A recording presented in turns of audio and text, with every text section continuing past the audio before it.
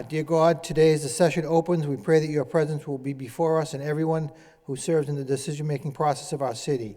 We pray for direction which will lead our city to be strong and unified. May we continue the legacy of our founders. May we be granted this day the wisdom to make decisions which will be for the good of our city. We also pray for your special blessing on all those who are working to transform our city and make it a better place to live and work. Amen. Pledge of Allegiance. I pledge allegiance to the flag of the United States of America and to the republic for which it stands, one nation, under God, indivisible, with liberty and justice for all. Thank you. Roll call. Councilor Martin. Here. Councilor Mendonça. Here.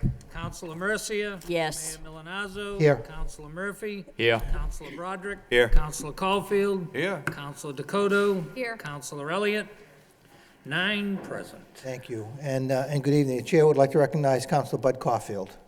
Thank you very much, Mr. Mayor. Requesting a moment of silence with darkened chambers for Dorothea Sapasaris, a loving and devoted wife of former Lowell Public School Superintendent George Sapasaris, a devoted mother, grandmother, and educator who was well respected throughout our city. May she rest in peace. Thank you, Councilor Caulfield. I'd also like to mention all of those who have passed away since our last meeting. May they all be remembered during our moment of silence in darkened chambers. Thank you.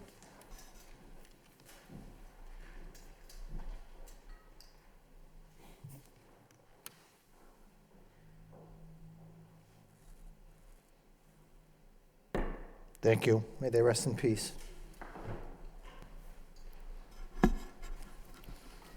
Again, good evening, ladies and gentlemen. Our first item on the agenda this evening, before we actually get into the business at hand, is we have a presentation tonight, Green Building Excellence Award.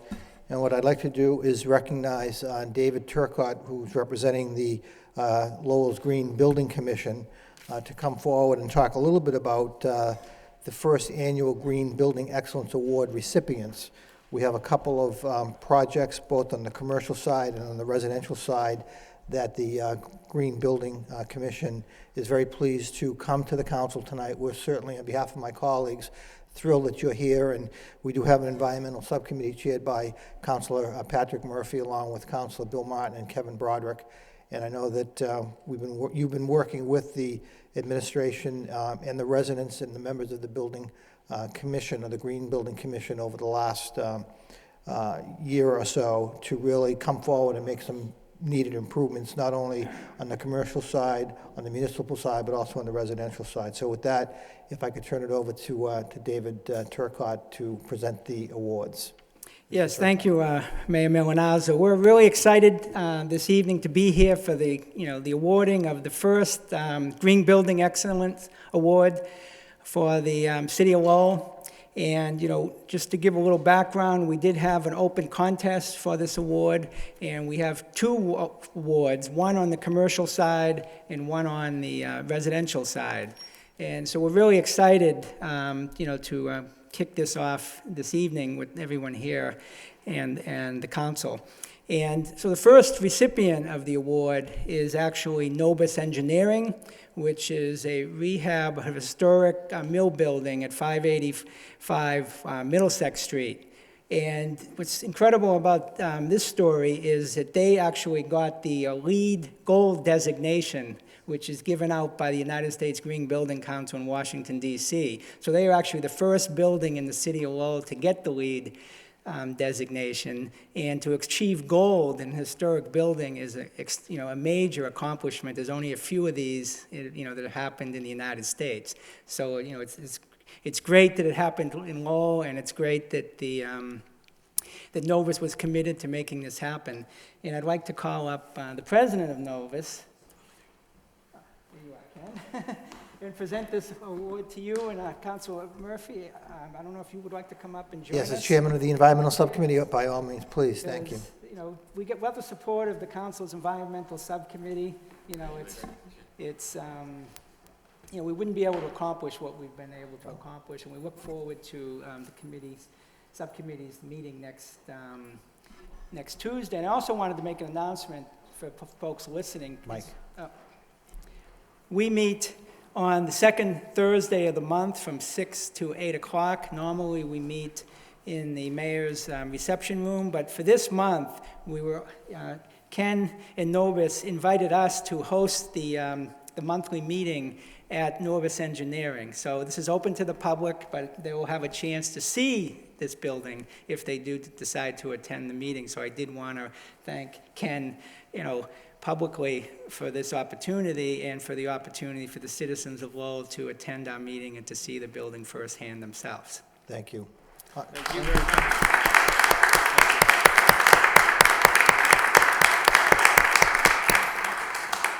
And on the residential end, it was quite an accomplishment. Again, this was an open process, and we selected David and Sharon Logvin, who are single-family homeowners in Lowell, and they've done an incredible job in turning their 90-year-old home into a very green residential structure, and for that, I'd like to have them come up and receive the award.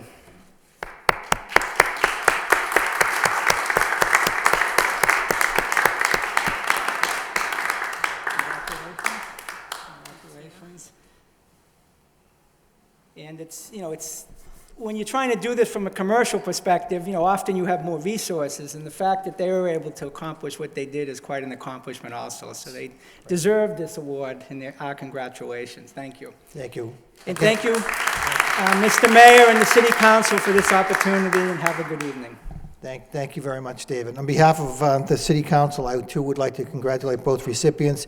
If I could, just for 1 minute, beginning with the Single Family Residential Award, just talk a little bit about how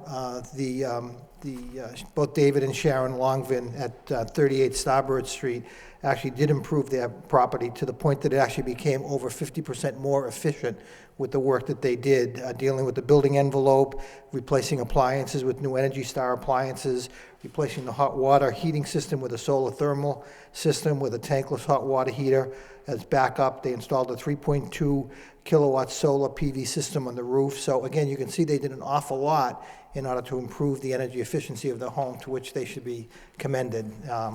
So again, thank you on behalf of the council.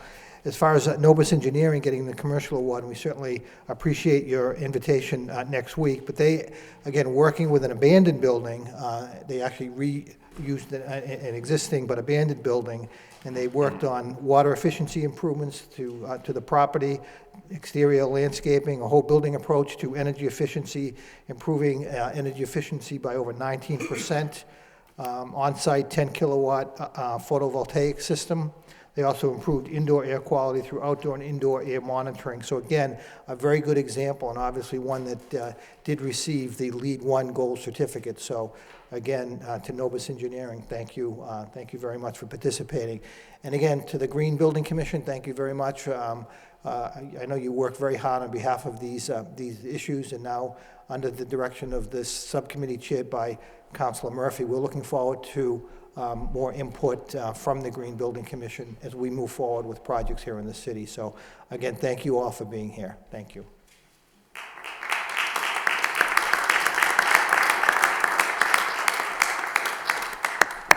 The first order of business is to accept the minutes of the January 26th meeting for acceptance. Motion by Councilor Elliott, seconded by Councilor Broderick. All those in favor, please indicate by saying aye. Opposed, it's a vote. Under City Manager, communications from City Manager, responses to council motions and requests. Councilor Caulfield. Thank you very much, Mr. Mayor. Back in August, I filed a motion pertaining to the double poles and asked the manager, along with T.J. McCarthy, to please get involved with this issue. And we did have a meeting back in September 22nd, 2009. And first of all, I want to thank National Grid, Verizon, Paul Diamantopoulos, Comcast, T.J. McCarthy, Manager Lynch, everyone who got involved with this issue. Matter of fact, the Boston Globe did a story on it, and throughout 6 different communities. It is a major problem. Well, I have good news to report. As of January 8th, 2010, the number of poles have decreased from 359 double poles, Mr. Mayor, to 184. And the representatives of those utilities have indicated that those double poles will be eliminated before the spring. And I just want to thank them for addressing this issue. And hopefully the other communities that are affected by these double poles will get results as well. So, Mr. Manager, thank you, and T.J. McCarthy, and everyone who was involved. That unsightly issue of double poles is finally going to be erased from our city. Thank you. And thank you, Councilor Caulfield, because I know as mayor, you really stayed on top of this issue. And again, speaking for myself, I certainly appreciated your efforts to rid the city of the double poles. Verizon brought in extra crews Yes. to address this issue, and much thanks to them. Right, thank you. Mr. Manager?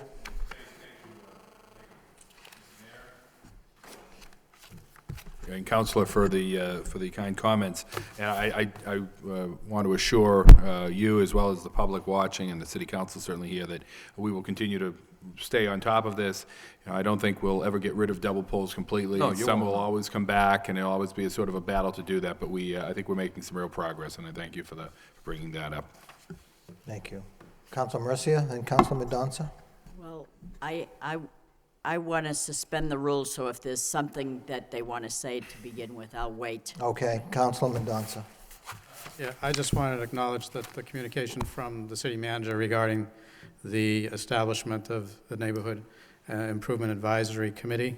They're going to be meeting on February 11th. Hopefully, they'll bring the issues forward and we can address them. So thank you, manager, for getting that done so quickly. Thank you, Councilor. Thank you. Councilor Elliott?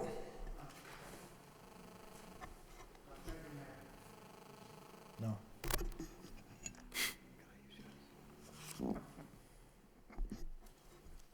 Thank you, Mayor. This is not a communication from the manager, but the manager did give us a copy of communication from the city of Methuen, Massachusetts, relative to the meals tax. It indicates that the city of Methuen set up a subcommittee to discuss this, and while I'm not sure that we need a subcommittee, I did want to make a motion to refer this to the finance subcommittee to have a discussion on this beforehand, before we get into the budget process. So, Okay. Motion by Councilor Elliott, seconded by Councilor Mendonça to refer the communication from the city of Methuen to the finance subcommittee regarding the meals tax. Any further discussion on the motion? All those in favor signify by saying aye. Opposed is the vote. thank you. You're welcome. Under suspension, Thank you, Mr. oh, I'm sorry, Councilor Murphy? Before we suspend the rules. Under just want- communications. I just wanted to announce again that we will be having the subcommittee meeting on next Tuesday at 5:30. And it will be primarily on the stretch building code. So for anybody interested, particularly, home builders, to try and make it out and offer comments or ask questions or what have you. And then in advance of that meeting, I would just request through you, Mr. Mayor, to the city manager, that we get some of the required documentation for the Green Communities Act. So for the first two, the as-of-right zoning and the expedited permitting, that we get that in advance. Thank you. Thank you. Councilor Dakota. Thank you very much. I just want to respond to the marketing request. Thank you very much for the information. I do want to refer this to the marketing subcommittee, but I just wanted to mention that I was pleased to see additional media coverage outside of Lowell, and to see a significant increase in the website usage. But I would like to refer this to subcommittee to discuss in the future. Thank you. Councilor Broderick. Thank you. Through you, Mr. Mayor, we had a handout on utility usage on our desk. It looks like mostly good news. Could you maybe just give us a quick rundown on that, or through you, Mr. Moses? Thank you, Counselor. We put this on your desk tonight. I apologize we didn't get this out early, but we ran the numbers the other day, and I thought it was particularly good news that we're seeing with our utility costs. I think that it's important to note that we've taken a number of steps over the last couple of years in terms of energy efficiencies that we've put in place in our public buildings. But in addition to that, we have gone out and sought very competitive pricing for our utilities. And I think you're seeing the results of that with the savings that we're seeing off of our budgeted figures. Mr. Moses' memo of February 2nd to me outlines, where we've been able to drop down the rate for both electricity and natural gas. But I'll ask Mr. Moses to kind of do a quick synopsis of what we're seeing in each one of the categories.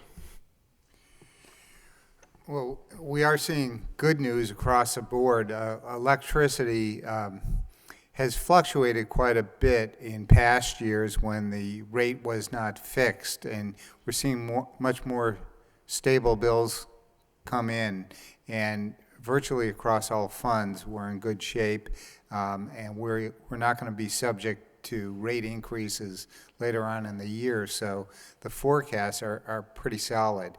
It's a little early to tell where we're going to be with natural gas and heating because we're really only beginning the heating season.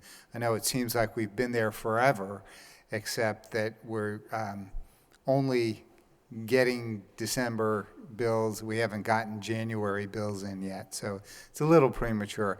The area where we really have the most exposure is in fuel, both gasoline and diesel fuel for the vehicles, because those rates are not hedged. So far, prices haven't spiked, and we were pretty generous in our budget just to make sure that we could keep cruisers on the street and DPW vehicles on the road. And we appear to be in good shape halfway through the year, so it's good news all around. Councilor Broderick? So it looks like maybe, a projection of about maybe $500,000 in savings coming in under? It does look like we should be able to, if we're tracking the way we are. Certainly on electricity, you can see that we're in each one of the categories we've in the messengers, which covers City Hall as well as the library, and it looks like we're running a little short there. But then if you're looking at the fire department, they're looking to have a $15,000 surplus, DPW 31, and across the board. So if you add it all up, it does come to about $500,000. A couple of the big ones, of course, are in the utilities. Schools, of course, have a very large, look like they're going to do very well. And all of that money will become in very handy as we get towards the end of the fiscal year to, as we typically deal with the issues of the snow and ice overdraft and so on. But again, to echo Mr. Moses, it is looking very good for us, and I think a large part of that is the procurement that we've done on those energy contracts has really proven to be very helpful to us. So the schools, under the schools, looks like $1,277,000, so call it $1,200,000. That's money the city saves, or is that money the school department saves? It really depends on a number of factors. In the past, it would be something that the school would save and be able to carry over, which will come in very handy next year for them, if that's in fact the way it plays out. But we have to wait till the end of the fiscal year to see exactly where how we finish the year with that account, and then also how we finish this year in terms of net school spending. Okay, thank you. Thank you. Anyone else on? Councilor Mendonça? Yeah, I was just on the last page for the fuel analysis. There's like some months that don't appear, did we not get a bill, or did we not use enough to accumulate to a bill? I'm not sure. The way we procure fuel is not like the typical person that pulls up to a gas tank and fills their vehicle. We have trucks come and fill our tanks. Those tanks will typically last more than 1 month, so we will not get delivery every month, and that's why there are not bills every month. Okay, so are there like generally different tanks or for each of the bigger departments? Or because they're billed separately, I assume. We pool usage. We bill each department separately, though. Okay, thank you. You're welcome. You know, if I might, on that category, I think is pointed out in the memo, the action that we've taken there is we've moved forward with a new fuel dispensing system. It hasn't been put into action just yet, but the hardware is in place, and that will give us the ability to control the use of fuel much more effectively. And just, we have the auditor's report of revenue and expenses. So if it would be appropriate, I'd like to forward this in the quarterly financial review to the Finance Subcommittee to be taken together with the auditor's report. Okay. Motion by Councilor Mendonça to forward those reports to the Finance Subcommittee, seconded by Councilor Elliott. Any discussion on the motion? Signify by saying aye. Opposed? To vote. Councilor Elliott. That's okay. I'll just save my questions when the Finance Subcommittee Okay. meets. Thank you. Thank you. Anything else on them? Yes, Councilor Caulfield. Just to get back on the energy cost, last year we did discuss at length, Mr. Manager, with the school department about bringing in a consultant to come up with a program implementing lights that are on in the school. No one's in the school to have them shut off. So industry is doing this. So if there's no one functioning in that room or that hall or that whatever, that laboratory, the lights go automatically off. So if you could check with the superintendent of schools to see if they, or Mr. Mayor, you could, to see if they're implementing some plan, because that could save the city thousands of dollars if the industry is doing it. And if industry is doing it, we should be doing it. Thank you. Mr. Manager? Mr. Mayor, to the council's question, that's actually all included within the performance contracting project that we're doing with Amoresco that was presented to the council back in, I believe it, November, December timeframe. So that will all be implemented in the course of the next couple of years. I think the payback on that is fairly fast, so that's going to be done right up front with all of the public buildings, right? Any other comments on responses to council motions and requests? Hearing none, entertain a motion to approve as presented and place on file by Councilor Mendonça, second by Councilor Martin. All those in favor signify by saying aye. Opposed to vote. Thank you. The chair would like to recognize Councilor Rita Murcia. Thank you, for Mr. Mayor. suspension. I'd like to request a suspension of the rules in regards to a safety issue at the Duville Manor area, if I could. Motion to suspend the rules by Councilor Murcia, seconded by Councilor Dakota. All those in favor of suspension, please signify by saying aye. Opposed to vote.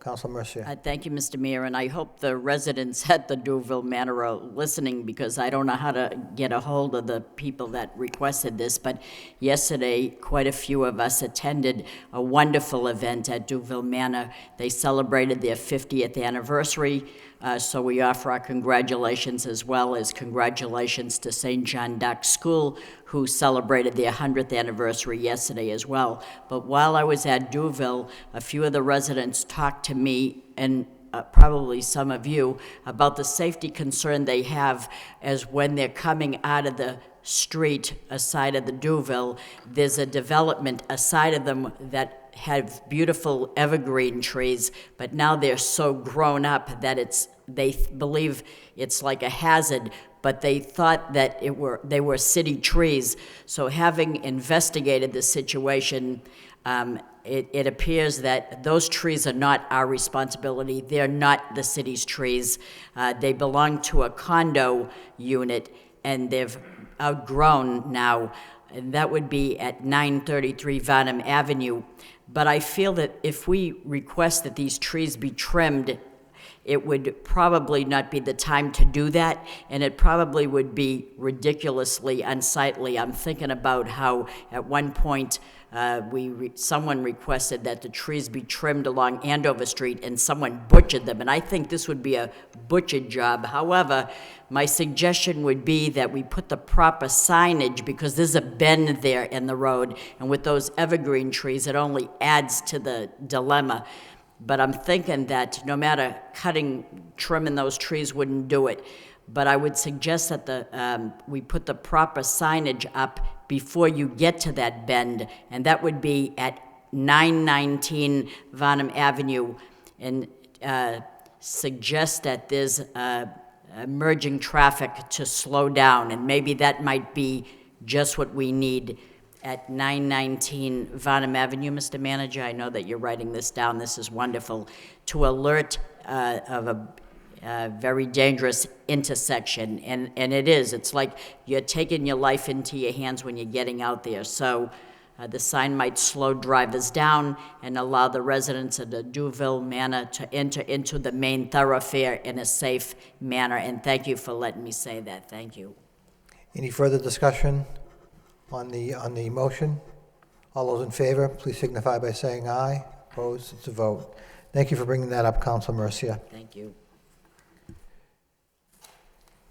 We have, under City Manager, next item on the agenda is requests for out-of-state travel. I believe we have 3 out-of-state travel requests.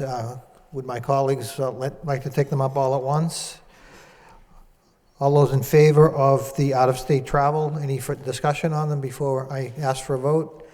All those in favor of the out-of-state travel requests as presented, please, by Councilor Mendonça, seconded by Councilor Dakota. Any discussion on the out-of-state travel requests? Hearing none, roll call. Councilor Martin, Councilor Mendonça. Yes. Councilor Mercia. Yes. Mayor Milonazo. Yes. Councilor Murphy. Yes. Councilor Broderick. Yes. Councilor Caulfield. Councilor Dakota. Yes. Councilor Elliott. Yes. 8 yeas, 1 absent. Thank you. Communication from the City Manager. Dear Mr. Mayor and members of the City Council, pursuant to the authority vested in me as City Manager under Section 5A of Chapter 566 of the Acts of 1983, I have reappointed the following persons to the Lowell Historic Board effective March 1st, 2010. Susan Zachara, Greater Lowell Chamber of Commerce, 131 Merrimack Street, Lowell, as the Greater Lowell Chamber of Commerce and Downtown Lowell Business Association member for a 2-year term expiring February 29th, 2012. Rachel Edlin, 390 Pawtucket Street, Lowell, Mass., as the Boston Society of Architects and American Institute of Architects member for a 2-year term expiring February 29, 2012. Under the above referenced statute, confirmation by the City Council is required for these reappointments and is hereby requested. I would be happy to answer any questions that you may have concerning these appointments. Very truly yours, Bernard F. Lynch, City Manager. Second reading by title. In City Council, reappointments, Lowell Historic Board, Susan Zachara, Rachel Edlin. Motion by Councilor Caulfield to move approval. Second by Councilor Rita Mercia. Any discussion? Roll call. Councilor Martin. Yes. Councilor Mendonça. Yes. Councilor Mercia. Yes. Mayor Milonazo. Yes. Councilor Murphy. Yes. Councilor Broderick. Yes. Councilor Caulfield. Yes. Councilor Dakota. Yes. Councilor Elliott. Yes. Yes. 9 yeas.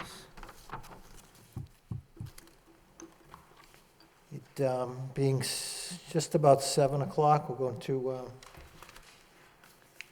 public hearing. Public hearing in City Council, order of taking and acceptance of Bernier Street Extension to take by eminent domain in fee a certain parcel of land in the City of Lowell for municipal purposes, to wit the layout and acceptance of Bernier Street Extension and other municipal purposes associated therewith. The public hearing is now open to those wishing to speak in favor. Wishing to speak in favor? In favor. That portion of the public hearing is now closed. Those wishing to speak in opposition? In opposition? In opposition? That portion of the public hearing is now closed. What's the wish of the council? Move approval. Motion by Councilor Mercia to move approval, seconded by Councilor Caulfield. Any further discussion on the order? Roll call. Councilor Martin. Yes. Councilor Mendonça. Yes. Councilor Mercia. Yes. Mayor Milonazo. Yes. Councilor Murphy. Yes. Councilor Broderick. Yes. Councilor Caulfield. Yes. Councilor Dakota. Yes. Councilor Elliott. Yes. 9 yeas. Thank you. Getting back to the city manager's agenda. Next item in City Council, loan order, streetlight acquisition bonds to borrow $400,000 to pay the cost of acquiring streetlights, poles, and all other equipment incidental to the operation of streetlights within the City of Lowell from Massachusetts Electric and for the payment of any other costs incidental and related thereto. This will be referred to a public hearing for February 23rd. Chair recognizes Councilor Elliott. Thank you, Mayor. I know this is going to a public hearing, but in the meantime, Mr. Manager, didn't the legislature give municipalities the ability to assess poles and wires this year, and would this be a net loss? in No, revenue, or has? No, although the wording here is on the poles, primarily this is, those would be for the decorative poles that we may not own. Generally, these are just for the streetlights. The poles would still be owned by Verizon or by National Grid, so we would not have any We'd still be able revenue. to assess and That's bring in correct. revenue from, okay, thank you. Council Mercia, then Council Martin. Thank you, Mr. Mayor, through you to the city manager. And I know that on the surface, it's always good news when people are looking for ways to save money. And if we could lease something, if we could own something instead of leasing it, it's always seems to be a good thing. But however, I do have some questions, and I know that if we do, and this does go through, I know that lights are costly, and if the lights go out, we would have to replace them, and they probably like anywhere from $100 to $150 probably a light. We anticipating the cost that this would create. For example, I'm concerned if there's an automobile that hits and runs a pole or whatever, and are we then responsible to fix that pole ourselves? Do we have the equipment, or is a company coming in to take over the duties of that? How much would that cost us compared to what would be saving? So there's many things that I want to know. Would we then be responsible for the double poles? How would that be? Right. No, the poles are still owned by the utilities. We'd Okay. only own the lights. And if someone hits a pole, then the utility would have to come in and put the pole back.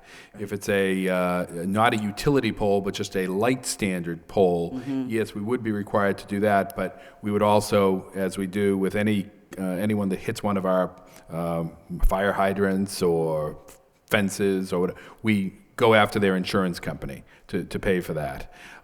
We would not do this. We would contract out to another company that would come in and do that for us. And all of those costs are built into the analysis that's presented in front of you. So do you think, and I know it's going for a public hearing, do you think this would be wise to refer this to the Finance Subcommittee just to ask the questions?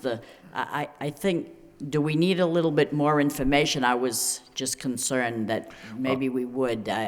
What do we? I'll leave that to the city council to determine whether they need more information. We've tried to present all of the information that we have and all the information that various communities have run across. This has been a very successful endeavor in all of the communities that have done it. I've been involved in it myself going back a number of years, and then they changed Do the they law have it to in make it even. Chelmsford? Yes, they do. Yeah, we actually bought a third of the lights back. The town bought a third of the lights back in the early '90s, and then the law was changed to make it even more advantageous. So all of the lights were switched over to municipal ownership back in 2003, 2004. So we would be categorized from a S1 tariff to a 5 Correct. tariff, which would be a A less. lower, right. Yes. And the analysis that's been done here shows the cost of actually acquiring the streetlights and then maintaining those and the debt service. And you can see that it's presented here that if, under the scenario that we have, which would be a 5-year payout, we would save $255,000 a year for the first 5 years, and then that would jump up after the debt service was paid off. We'd jump up to about $320,000. So would that bonding of the 400,000 encompass all 5,600 and whatever pole lights, the whole Yes. shebang, right? Yes. Okay. Yep. All right, that's just the questions I wanted to know. Thank you. Thank you. Chair recognizes Councilor Martin. Thank you, Mr. Mayor. I want to go back to Councilor Elliott's point about the polls, and I know there was at least pending cases before the Appellate Tax Board. I think those were resolved in favor of municipalities, yet Department of Revenue guidance was still not to fully assess polls. Is that true, or where do we stand with that issue? The actual, Tom can correct me on this, but I believe the legislation last year actually cleared all of that up. It's actually, the legislation was done in 2 phases to deal with the assessment of the polls. There's still some switching equipment that there's still some question on, but again, that none of that is relevant to this I understand. But it's really just the polls, they are allowing us to assess those fully. So what are we doing now? Are we doing that? Yes. And is it any change from past practice, or is that what we've kind of been doing all We along? weren't doing that before. We waited until the legislation changed to And fully so is that in to effect do it fully. in the year we're in, or the upcoming year? That's actually, we did it for the year we're in. So that's Okay. included in the total assessment within the city. Okay. And what about, in those polls specifically, are they identified as in the personal property assessment? Is that how it's done? You know? It comes in as personal property, right? All right. I mean, where I'm going with this is I'm all in favor of that, but I also think we should be exempting lines underground.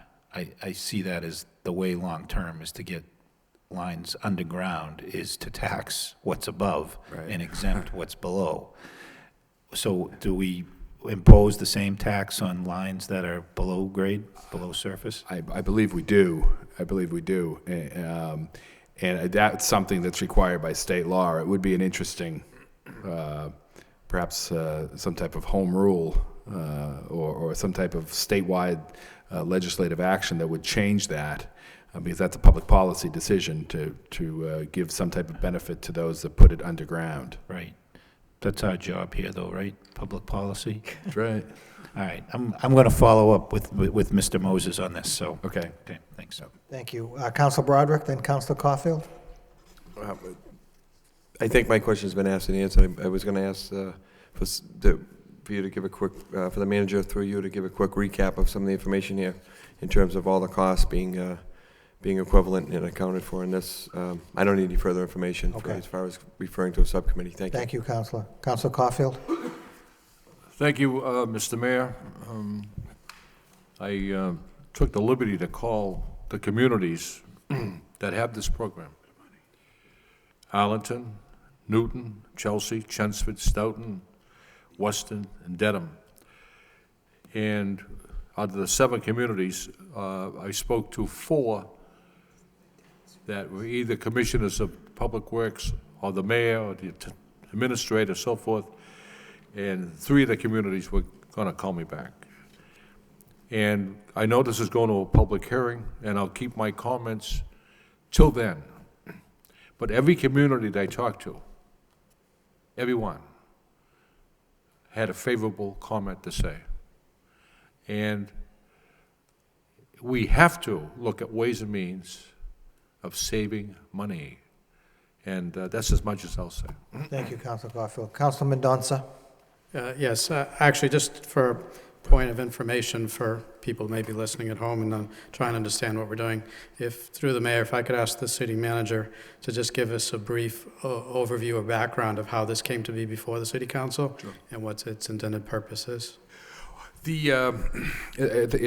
Perhaps I'll go back a little bit to some comments I made to Councilor Merz here. Some years ago, Mass Electric at the time allowed communities they put them on a separate rate if they wanted to buy streetlights and own the streetlights as opposed to leasing the streetlights. Right now in the city of Lowell, except for the streetlights in the downtown area, all of the lights that people see along the street are actually rented from or leased from National Grid. So we're in a rate structure right now that we pay a certain amount to pay off the cost of constructing or erecting those lights, and then the cost of maintaining them, and the cost of the electricity that goes with that. Back in the early 2000s, when the electric companies went through a deregulation, the municipalities made a push, which was successful, to allow for more cost-effective acquisition of those streetlights, to make it more advantageous for communities to actually buy and own the streetlights themselves. Up until that time, the amortization costs were handled in such a way that only certain lights made sense. So in the case of the town of Chelmsford, a third of the lights were bought back in the 1990s, and then it didn't make sense to buy the rest until that rate structure changed completely back in the early 2000s. Since that time, a number of communities have moved forward.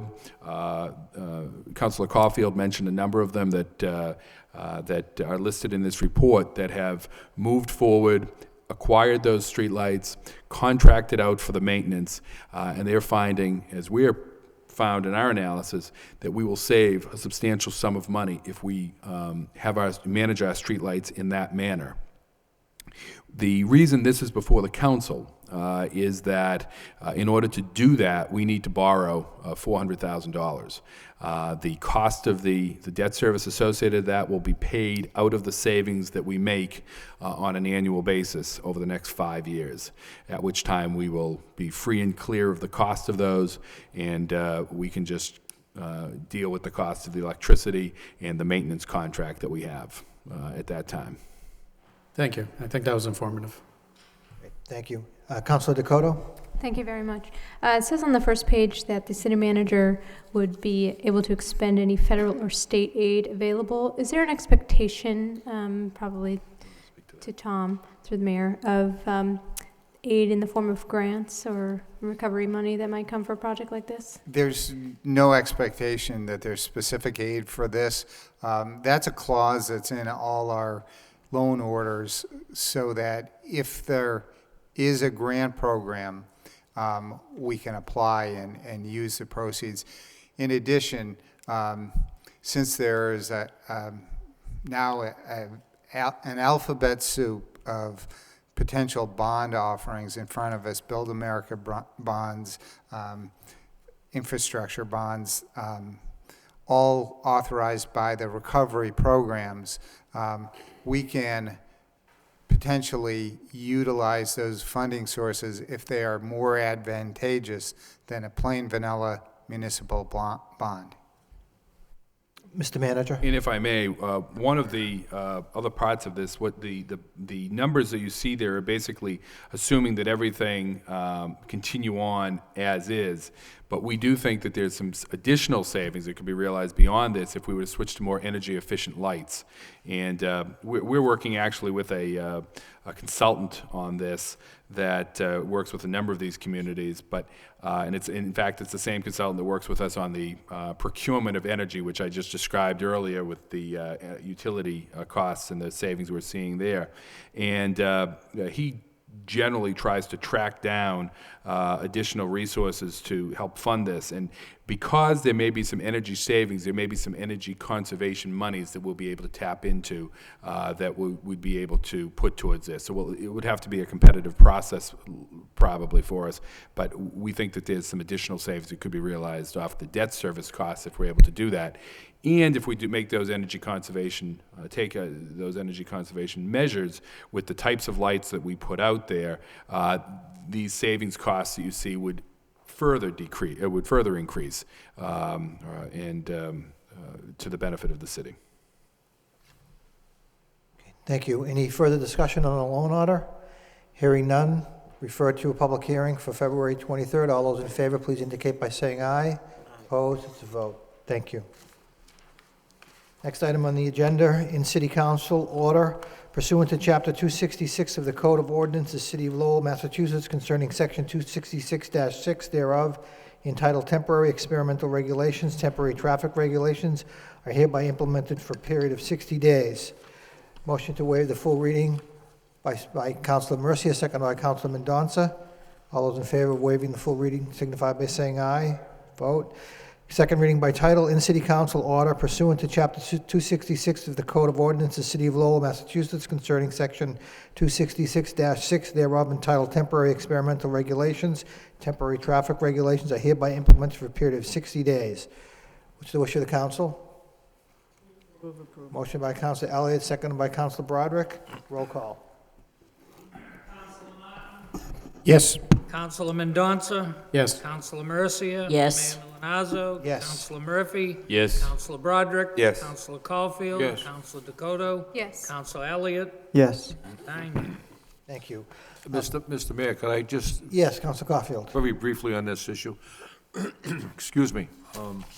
In the communications we received, it was a T intersection at Middlesex and these streets. But there's also a T intersection on the end of the other end of the streets on Princeton Boulevard. And that, it's right there in front of you, so it would help immensely with these stop signs on Middlesex Street, because Middlesex Street is 3 times busier than Princeton Boulevard, so thank you. Okay, thank you. Next item, vote in City Council order to pay contractually obligated training reimbursements for the City of Lowell Health Department. Ordered by the City Council of the City of Lowell as follows, that the amount of $6,000 be transferred from Health Department Salary and Wages Permanent Account Number 015-27051-511000 to Health Department Transportation Reimbursement Seminars Account Number 051-04157-50. Order recommended, introduced by Bernard F. Lynch, City Manager.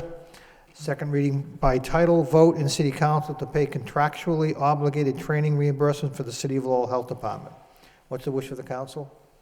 Move approval. Move approval by Council Caulfield, second by Council Dakota. Roll call. Counselor Martin. Yes. Counselor Mendonça. Yes. Counselor Mercia. Yes. Mayor Milanazo. Yes. Counselor Murphy. Yes. Counselor Broderick. Yes. Counselor Caulfield. Yes. Counselor Dakota. Yes. Counselor Elliott. Yes. 9 yeas. Thank you. Subcommittee reports. The chair would like to recognize Council Caulfield. Thank you, Mr. Mayor. The Neighborhood Traffic Subcommittee convened a meeting at 5 p.m. This evening, and it was an excellent meeting. And representing Goody and Clancy was Ron Malice, and he gave a wonderful presentation.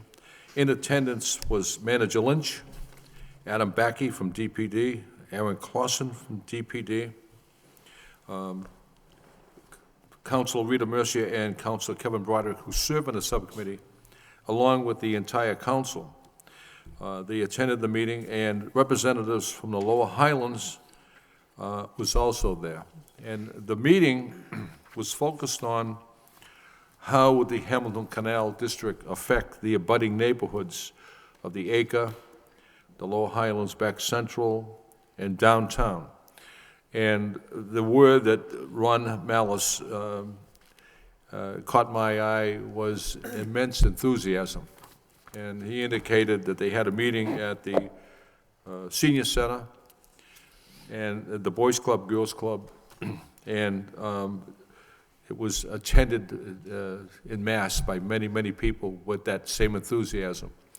The issue came up about what type of action we're going to take in the future, the Lord Overpass, which certainly caught my eye, and if we can ever do anything with the Lord Overpass, it'd be wonderful. But the goals, outreach to all residents in those neighborhoods, and there were 5 different neighborhoods. It was very informative, positive, and priorities, choices, recommendations, short-term, long-term opportunities, and there were very few negatives that Mr. Malice obtained from the residents. So it was an excellent meeting, and I indicated, and the entire subcommittee agrees, that we will continue to have these meetings anytime we feel it's necessary. It's extremely important that the Hamilton Canal and those abutting neighborhoods are in total agreement, and it's a win-win for the city. Councilor Martin indicated that he can look out his office window, see cranes operating and so forth, and once you have that in the city, front-end loaders, backhoes, jackhammers, construction workers, that means one thing, that city is moving forward in a very positive way. And I hope my colleagues will have some comments pertaining to this meeting as well. But Goody and Clancy, they provided the council with this wonderful booklet. And Mr. Manager, I was just wondering if we could furnish at least 1 or 2 of these to every neighborhood that's being abutted by the Hamilton Canal. I think it'd be very positive for them as well. We recessed the meeting, we didn't adjourn, and then we're going to keep that open, an open date. Anytime you feel as though there's a meeting necessary, we will convene a meeting. Thank you. Thank you, Councilor Caulfield. Councilor Rita Mercia. Thank you, Mr. Mayor. This was a very informative meeting, and it was a great meeting in that neighborhood groups are involved with it. It isn't like the city is going to transform and revitalize a section of the city, and it's our way, and you have no participation.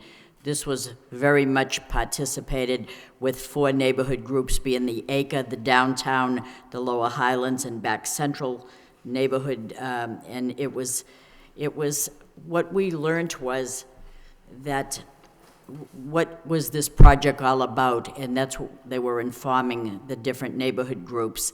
What were their primary goals? How would the neighborhood understand what was being developed there? And it wasn't a walk in the park. They had to communicate with neighbors, and some neighbors are very reluctant to get involved. Others have busy schedules, and it wasn't like that they could easily know what was going on. So they were informed as well as offered, what do you think should be there? Majority of them said that they would like safe streets and safe parks. They wanted safety in their neighborhood, and they wanted also a link between their neighborhood and the Hamilton Canal. So they were, and then they compared their priorities, and there was a series of recommendations. So this was something that the city, joined hands and said, let's discuss this. So I thought it was a very good meeting, and we did recess, and Kevin might have something to add to this, but it was a good meeting. Thank you. Thank you, Councilor Mercia. Councilor Broderick? No, they said it all. Very good. Okay, thank you. Any other, because again, most of the councilors were there, and I certainly appreciate everyone being there, listening to what was a very good presentation. Accept the chairman's report as a report of progress by Councilor Broderick, seconded by Councilor Elliott. All those in favor signify by saying aye. Aye. Vote. Thank you. Any other subcommittee reports this evening? Hearing none, we'll move on to the petitions. We have one petition, Acre Laundromat, 63 Fletcher Street, requests 15-minute parking. Referred to traffic engineer by Councilor Mendonça, seconded by Councilor Dakota. All those in favor signify by saying aye. Opposed, it's a vote. Thank you. Moving on with the motions, we have, I believe, 8 motions before us this evening. The first motion by Councilor Caulfield. City Council requests the city manager to secure funding in the fiscal 2011 budget for the painting and marking of crosswalks and costs of permanent markings. Seconded by Councilor Mercia. Councilor Caulfield. Thank you, Mr. Mayor. Crosswalks and whatever we do in the city, it's costly. It costs money. But the crosswalks are especially very, very important. It's a state law that if you have a walkway for the handicap, whatever, you must have crosswalks. And looking at the crosswalks, I don't believe we painted them last year, Mr. Manager, because of funding. Yeah. I believe we painted some. We probably Yeah. didn't paint all of them. And I'm looking at the crosswalks, I'm saying, boy, they're sorrowful state. They're just a sorrowful state, and there has to be a better way. And I investigated what the state is doing, and the state is putting down this therapeutic, Thermoplastic, right. and it lasts longer. It stands up to the salt and the sand and so forth. And maybe if we looked into that system, I know it's expensive, but if we looked into that system, we probably don't have to paint the crosswalks every 3 years instead of every year. And there's also, the funding comes out of the Department of Planning and Development. We set aside money in planning and development. That's, We could the look at the traffic community, engineer. community development block grant funding for this, and see if there's anything out there as far as a grant or whatever. But if you paint the crosswalk out in front of City Hall, the old standard, it's not gonna last. It'll be 3 months, it's gone. And I really have compassion for people who get into the crosswalk, and some of them don't know whether they can walk or should they run. And it's something that's very dear to my heart and the council. And if we can look at a better way of putting that down, not probably the entire city, but looking to ways of improving the way we're doing things, whether it's contracted out or whether we buy a unit to make it happen. I remember years ago, we had the sheriff's department come in to take care of graffiti, and we did pay someone at one time $5,000 or $6,000 because they had this piece of machinery that could do it. And I said, why don't we just go out and buy one? And we did. We bought that piece of machinery, and we take care of that graffiti issue ourselves. So I don't know what the cost would be, Mr. Manager, but it'd be worthwhile looking into to see if there's some funding there, and we could probably end up saving money on the long run. Mr. Manager? Counselor, that's always a debate in how to do the crosswalks, whether to use the thermo or any of your, markings, to use the thermoplastic or to use just regular paint, and it really depends on a case-by-case situation.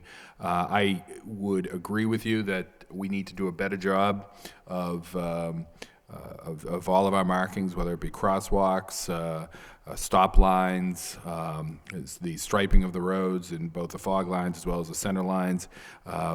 It really does come down to a case of money. And thermoplastic is very expensive, but it does last, as you say, it does last longer.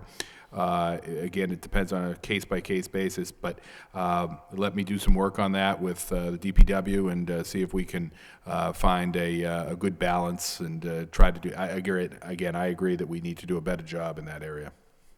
Council Broderick. Very briefly, Princeton Boulevard is a state highway, and they put a line down Princeton Boulevard 3 years ago. It's almost as good as the day they put it down. So that's why I'm bringing that forward. Now, Council Broderick. Thank you, Mr. Mayor. Through you, I think there's a good motion. I think one of the things we learned at the subcommittee meeting earlier is that the residents, when they got together, one of the concerns is the crosswalks and making the city more pedestrian friendly. So I think it's a timely motion, and it's obviously a matter of economics. If investing the money for this thermoplastic makes sense and it's going to last longer, be a savings, and I'm all for it. But I think that it is a key, issue and a very important issue in the city for as we move forward, being pedestrian friendly. So whatever we can come up with, I think will be helpful. Thank you. Any further discussion on the motion? Councilor Rita Mercia. Thank you, Mr. Mayor. I think this is an excellent motion. Sometimes you need to spend money to save money, and in that respect, that piece of equipment probably cost about $50,000, but it is worth it because instead of going every year and doing it, you're doing it every 3 years. So in the long run, similar to your buying the light poles, you're saving money in the long run. But here's the thing that troubles me, and it troubles me sufficiently because I think over the years in the sign and meter division, for example, and that's just one department, we had like 7 people at one time. Now we're down to 3. Now one of those 3 is out on vacation, who will then turn around and not come back to the city, but will go to be a police officer in Florida. So now we're down 2 people. We have to take care of the meters. We have to, when you put crosswalks down, you need 2 people to do that. So either we don't have the money and we have the people, or we have the people, but we don't have the money. So it's like, it's a catch-22 type of thing, and we have good ideas, but we just don't have either the money or the manpower, and it's tough. But I'm going to tell you what troubles me even more than that. I had to go to an establishment today, and while I was there, the man said, "Ooh, you're a city councilor, aren't you?" I said, "Yes, I am." And he said to me, "I went to the city hall today, as a matter of fact, to renew some sort of a license." I don't want to really pinpoint what he was here for, but the person that he needed to renew the license to was out and will not be back till Thursday. The man had to go back Thursday. He has to come back Thursday. Do we not cross-train people because nobody else could do what this gentleman was going to do? I'm going to talk to you about this after. I was rather embarrassed Council Mercia, you have to I- stay on I- point, I please. know, but- You have to stay on point. But what the point is that we just don't have the people or the money sometimes. Thank That's you. the point. Thank you. Councilman Donza? That's a segue into my question, which is, when the manager reports back on this, to understand what is the bigger challenge? Is it the cost of the materials or the labor in getting all these crosswalks done? I know we have many schools that need crosswalks repainted, usually twice a year. After the winter's done, we need them refreshed. Before school starts, we need them refreshed. And so that was my question to the manager. So when you report back, if we have an understanding of what's the bigger challenge, labor or materials? Mr. Manager? I can probably tell you that now. It's probably it's the same answer for both. It's the financial resources. The bigger cost is probably the labor.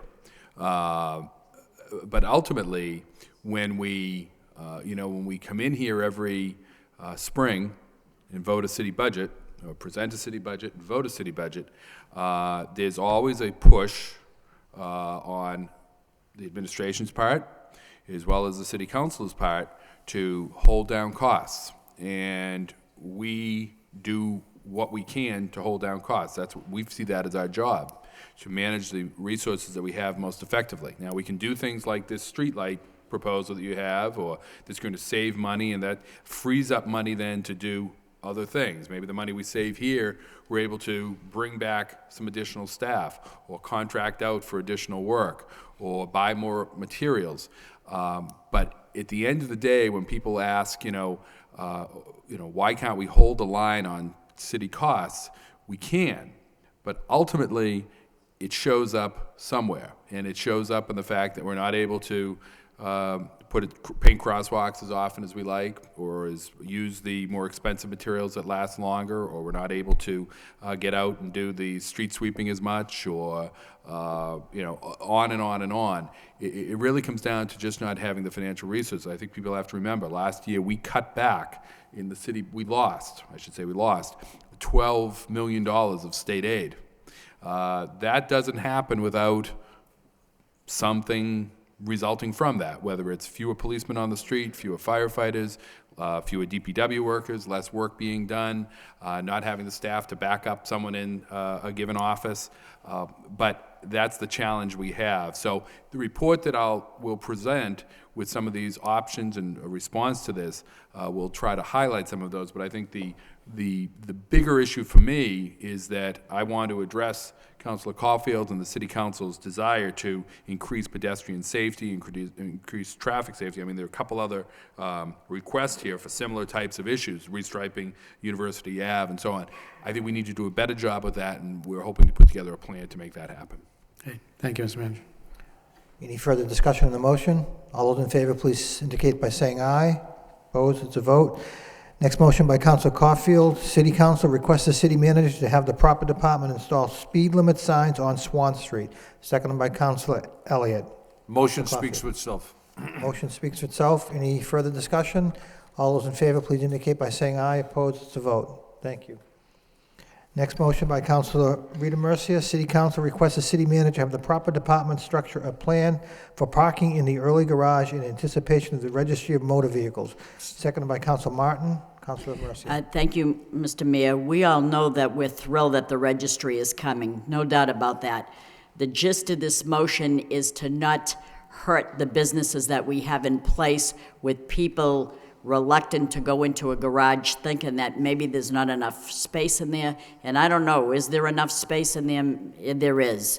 I just think that, I had concern with this because there's a business there that came back and is opened again and received tickets left and right. It's unbelievable. And so I'm just concerned about businesses saying, gee, did I make a mistake to come back the second time? And I'm thinking about how with the registry, is there enough adequate parking that will allow businesses to not be hurt by this? That's the gist of that motion. Do we have a plan in place? Mr. Manager? Counselor, we'll get you a more full report on this, but we do have a plan. Most of the, the amount of usage that we expect the registry to be getting on an hourly basis, people will be able to use the short-term parking on the street and in the garage, the staff people in the garage, and businesses in the area that have their employees coming in. There'll be plenty of spaces in the garage proper. We've relocated some of the people some of the students that were using that garage and moved them out to other garages. So I think we can accommodate that. We'll get you a more full report on that. And I think people have to look at it from those businesses in the area that have restaurants, that when people come down at lunchtime to renew their license or to renew their registration, they'll be able to have and enough time to eat. go grab a hot dog. There you go. All right, thank you. Thank you. Councilman Danza? Yes, the manager just alluded to part of my question, which is through the mayor to the city manager. Originally, when school began this year, they had the MCC, Middlesex Community College students, use the early garage in order to be more room for the other students from University of UMass Lowell to be at the hotel. Later, I heard that they had been shifted back, as you just alluded to, but I thought when the semester started up again that there was some plan to reuse the garage, but I may be mistaken about that. So that was my question to the managers. What's the plan with the students using this? Because obviously we want the businesses in that area to have full advantage of the garage and not be left out of it because it's overutilized. Right.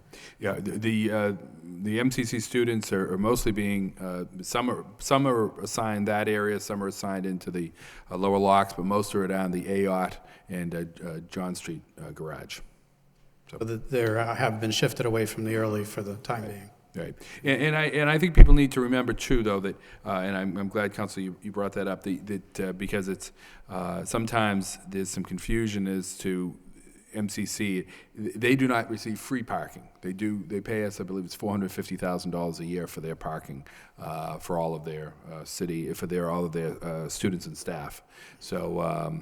I think Councilor Caulfield has referred to in this, and please correct me if I'm wrong, but it's a nice problem to have, that we built that parking garage and it's fully utilized.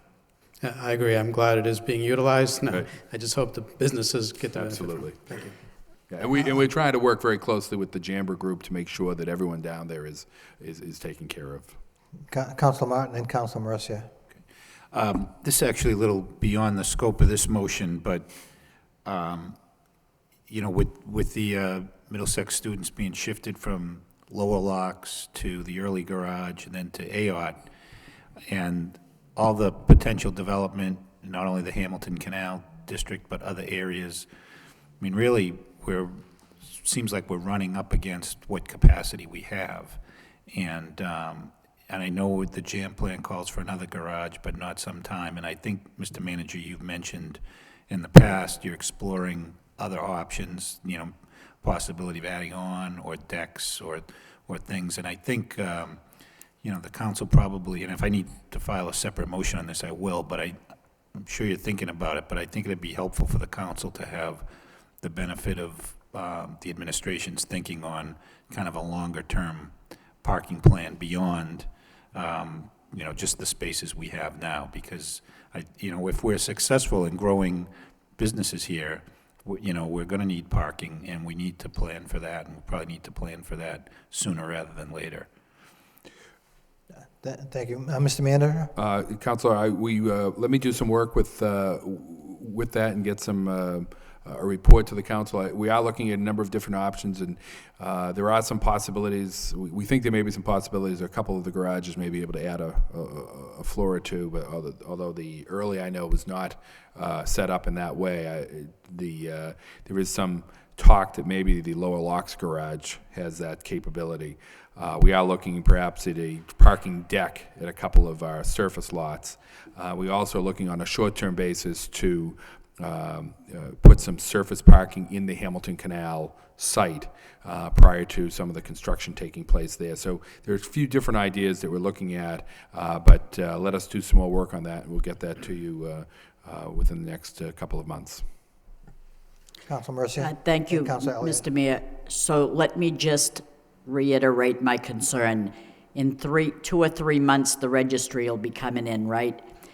Do we have any extra parking for their people coming in to renew their license or get plates? We believe that there will be adequate on-street parking as well as parking in the short-term spaces. If you go to the early garage now and look at the short-term spaces on the lowest level, so before you go into the gate, Yeah. those are empty most of the time. Okay. And there's, I believe, 50 or 60 spaces back there. And so do you think it would be a good idea to put up like a sandwich sign that says parking for registry of motor vehicle customers?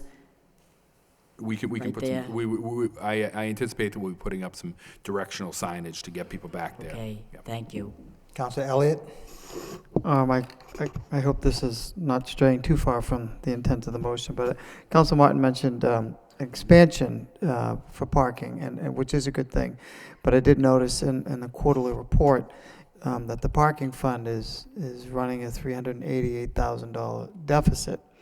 So I'm going to presume that the expansion plans don't include, or are not included in this deficit. And as Mr. Moses pointed out, there is a balance of $750,000. For this year, it's not a problem, but in the future years, could you include that as part of the analysis when you do bring forward any expansion plan? Because right now, it's not sustaining itself. Well, if I may, two points on that. One is that we've made it clear in the prior communications with the council, and admittedly there are some new members of the council now, but that the current parking rates are not, we cannot sustain the parking operation with the rates as currently structured. We need to make an adjustment to that. That really, I would think, and I wasn't here at the time, but I think that was certainly the expectation when the garage was approved, that would have to be done. Obviously, any expansion, parking decks, adding levels, would require likewise some type of revenue source to make that happen. But the other option that we have of doing some surface parking obviously is short-term, it's not long-term, and it's a much more affordable option, so that's what we're looking at on that side. But I do anticipate in the very near future coming into the council with a full analysis of our parking operations, a financial analysis of our parking operations, and discussing the need for looking at some of those rates. Thank you. Any further discussion? All those in favor of the motion signify by saying aye. Opposed, it's a vote. Thank you. Next motion by Council Mercia. City Council requests the city manager to have the proper vote drawn for a 60-day trial handicap parking sign at 4 Davis Terrace. Second by Council Broderick. Council Mercia. I know they want to hear that this motion speaks for itself, but let me add that all the proper paperwork has been submitted to the clerk. Thank you. Thank you. Any further discussion on the motion? Hearing none, all those in favor signify by saying aye. Opposed, it's a vote. Thank you. Next motion by Council Elliott. The City Council requests the city manager of the proper departments restripe the lines on University Avenue at the VFW Highway. Seconded by Council Mendonça. Council Elliott. Thank you. And I will be brief because we just had a long discussion about restriping. But Mr. Manager, as I was listening to the discussion, it probably, my memory sort of was jogged saying, the state has a fair amount of roads in the city, and I think this intersection is really the responsibility of the state. It's, VFW Highway, maybe the University Street is our responsibility, but it does need to be restriped. It's very dangerous, as well as many of them. Can we contact, maybe Mass Highway? I'm sure they're strapped too, but there's got to be a fair amount of intersections in the city. I'm thinking, Route 38, in Belvedere, and Council Caulfield mentioned Princeton Boulevard, in the Highlands, that, they can come in and relieve a little bit of the burden, and maybe this intersection will fit into that category too. We'll certainly explore that, and obviously, this is, at this time of year, nothing can be done there. Right. But I appreciate your comments regarding, I noticed that intersection the other day myself, and we'll try to get that on the state's list. Thank you. Any further discussion on the motion? Hearing none, all those in favor indicate by saying aye. Opposed, it's a vote. Next motion by Councilor Elliott. City Council requests the city manager have the proper department relocate the signs on Glen Ellen Road from one side to the other. Second by Councilor Martin. Councilor Elliott. The motion speaks for itself, and I will be brief, but right now there are street signs on one side where the sidewalk is, and cars can't park there. But when parents are coming in to drop their kids off, they'd like to be able to use the sidewalk. So if they could pull in, I think it would be southbound. If we just move the street signs to the other side of the street. School Committeeman Leahy did speak to the residents that live there, and they don't object to it. In fact, they prefer to have those street signs there. That way, parents could come off, drop their kids off right on the sidewalk, and they can go right into the school. So that's the motion. Thank you. Thank you. Councilor Mendonça. Just to the maker of the motion, are these like no parking signs or something like that? Yeah, I'm sorry, there are no parking signs right now. And there are also some no parking signs on Douglas Road that all the kids go on the side and the back now, so those can be taken down. Thank you. As a courtesy, Councilor, School Committeeman Leahy is here. I don't know if he wants to approach the council. I'll ask for a I suspension. didn't see him, sorry. Motion to suspend by Councilor Elliott, seconded by Councilor Broderick. All those in favor of suspension, please signify by saying aye. Mr. Leahy. Thank you, Your Honor. I spoke with Councilor Elliott and Councilor Mercier about this. And basically what we've done is we've let the kids exit from the back of the school now instead of the front. So the traffic is just crazy before and after school. So if we can put the signs to mirror what we do at the Sullivan on the opposite side of the street, we should be able to use those sidewalks. We've gone over this a few times with the traffic engineer and a couple people, and so we tried it one way, but it just seems so chaotic. You got kids crossing the street, you've got people parking on both sides of the street on Arbor Road, so it's just chaotic. So if we could try this way, see how that works out, I think it'd be much safer for the kids. Okay. Great. No. Thank you. Thank you. Thank you. Thank you for being here. Any further discussion on the motion? All those in favor signify by saying aye. Opposed, it's a vote. Thank you. Next motion by Councilor Murphy. City Council requests the city manager and DPD develop plans for certain new and renewed public works projects prior to approval. Second by Councilor Broderick. Councilor Murphy. Thank you, Mr. Mayor. This relates back to the discussion we had earlier about, lack of funds and resulting, decrease in services. And essentially what I'm asking is that when we, when we agree to projects, sometimes we get grant funding from the state or the federal government for things like walkways and parks and public art, that we also have simultaneously a maintenance plan put in place for times like these, so that the decreased funding doesn't result in just maintenance not happening during these times. That we identify the parties responsible for that maintenance, whether it be the DPW or Lowell Parks and Conservation Trust, the National Park, and that we follow through on those plans and identify really the sources of funding that will need to take place over the lifetime of whatever the project happens to be.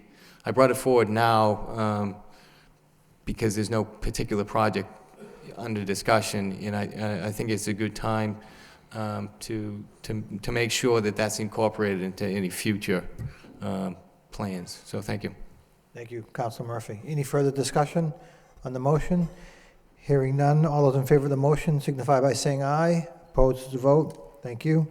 Last motion of the evening by Councilor Broderick. City Council requests the city manager update the council on the Tanner Street redevelopment. Seconded by Councilor Caulfield. Thank you, Mr. Mayor. Essentially, the Hamilton Canal project is underway. It's been a huge success to date, and I think I filed a motion a couple of years ago asking for a report on what the plans are for the Tanner Street area. And in looking at it, if you look at it, the GIS snapshot, I think that, you know, I think everybody's talked about this, but there's a potential there to try and assemble a parcel similar to maybe the Hamilton Canal area, and maybe work some type of redevelopment into that. It's got great access. It's a gateway to the city. I know the mayor's filed a motion about trying to put some trees up, something to block what's there now. And now, as the Hamilton Canal project is underway, I think the timing of it could be good in terms of trying to sustain our growth. I mean, we're starting to hit a stride there, and as we realize, or as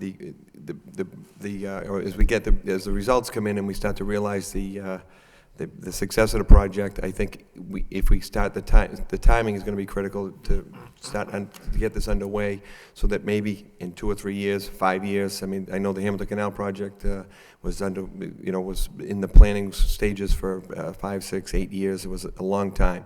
So that if we start to look at this, maybe talking about expanding the trolley system, whatever could work in terms of some of the development over there to help bring in business. What will be next for Lowell? We have, this project that's a 10-year project, but what's next? And I think that if we start looking at it and the possibilities, that this could be the next project for the city, and I think it would be a critical one right along the Lowell connector there as a gateway to the city with plenty of access, and I think it's something we should start to at least put in the works and look at. Thank you. Councilor Caulfield? Thank you, Mr. Mayor. Once again, this is an excellent motion, not only to benefit the industrial-based tax base, but for that neighborhood. That neighborhood has had to look at that blight for so long. And Congresswoman Nikki Songus attended a press conference along with Council Rita Mercier at her office months and months and months ago. She brought $8 million in to address Phase 4, the cleanup of Tanner Street. And I believe that there's millions of dollars that's going to follow up. And that toxic waste site is considered one of the worst in the country. And finally, we're going to get it clean. If we get it clean, then we should do something with that important acreage. I'm looking at this as another Hamilton Canal. It's there. It's something for us to do something with it. It's a diamond in the rough. Thank you. Thank you. Mr. Manager? If I may, to the motion, we will certainly prepare a report on the status of that. We have there was some planning work done on this a couple of years ago that we've been in the process of implementing, and a key part of that was the funding that was obtained for the Sil Resin site. So I think we've made some progress there, and right now Hamilton Canal is our major priority, so that we keep the focus and the investment focus on that site. But certainly Tanner Street is one area that we're looking at, and there were a couple of other areas that we're looking at as well. But we'll get you a report on where we stand with that. So I think the point that the Councilor Broderick made is a good one, that you start this planning now so that 8 years from now, when the Hamilton Canal is wrapping up, we're ready to go with the putting in place the development of that site. And it may not be an 8-year process. People may be looking for a particular type of development that's suitable there that isn't suitable. It isn't suitable for the Hamilton Canal. So I think we need to keep the focus on the planning process and moving that forward, and we'll get that report. Thank you. Any further discussion on the motion? All those in favor signify by saying aye. Opposed to vote. Thank you. Before we adjourn, if my colleagues would just indulge me, I'd just like to remind the viewing audience that Winterfest begins this Friday, February 5th at 5 o'clock and runs through Saturday. So I would encourage family, friends to come down and partake. It's a very family-oriented event this year. And again, 10th anniversary of Winterfest, and I want to congratulate the city manager, the city council, and all of the people involved in raising money for the Winterfest and actually programming the events for Winterfest. LZ Nunn and Deb Belanger and Again, if I start mentioning names, I'm going to leave someone out, so I should probably not do that. But again, I would encourage the viewing audience to come down and partake. It's going to be a fun weekend. That being said, motion to adjourn by Councilor Rita Mercia, second by Councilor Elliott. All those in favor signify by saying aye. It's a vote. Thank you.